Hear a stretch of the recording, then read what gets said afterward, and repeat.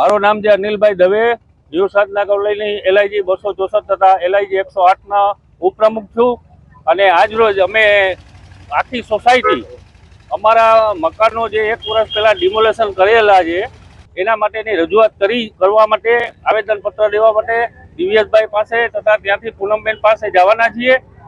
આજે 1 વર્ષ થયા અમે કોર્પોરેટરથી માંડીને મુખ્યમંત્રી સુધીની રજૂઆતો કરેલી છે.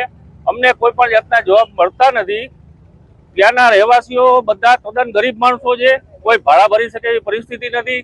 એટલે હવે અમારી એક જ માંગણી છેલ્લી છે કે કાં અમને ભાડું આપો અથવા વૈકલ્પિક કોઈ પણ જગ્યા અમને રહેવા માટે આપો. નકર અમારી પાસે હવે જીવવા માટે કોઈ આશરો રહ્યો નથી અને આપઘાત કરવાના સીન અમારા આવી ગયા છે. અમારી પરિસ્થિતિ બહુ ગંભીર છે અને બહુ ખરાબ છે. એટલે હવે પછીના અમારા છેલ્લાના પહેલો આવેદનપત્ર છે. ત્યારબાદ અમે જલદ કાર્યક્રમો કરવાની વિચારણા કરીએ છીએ, જેમ કે ઉપવાસ આંદોલન છે, રસ્તા રોકો આંદોલન છે, આવા અનેક કાર્યક્રમો આપવાના વિચાર કરી રહ્યા છીએ.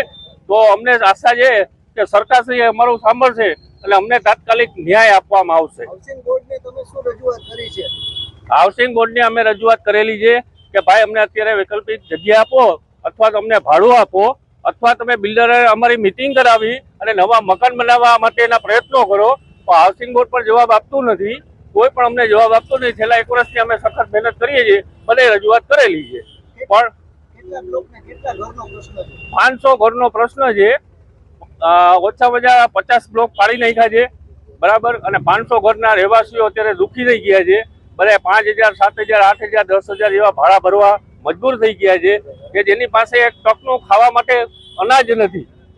રોજે રોજનું કરીને ખાવાના માણસો છે અને એની પરિસ્થિતિ આવી ભયંકર થઈ ગઈ છે. તો સરકારશ્રીને અમે કેટલી વાર વિનંતી કરીએ છીએ અને આજે કરવા આવ્યા છીએ કે ભાઈ હવે અમારી એમ જુઓ 1 વર્ષ થઈ ગયા, હવે અમારો વાત નથી, અમારે આપઘાત કરવો પડે એના કરતાં એ પહેલા અમારો નિર્ણય કરો.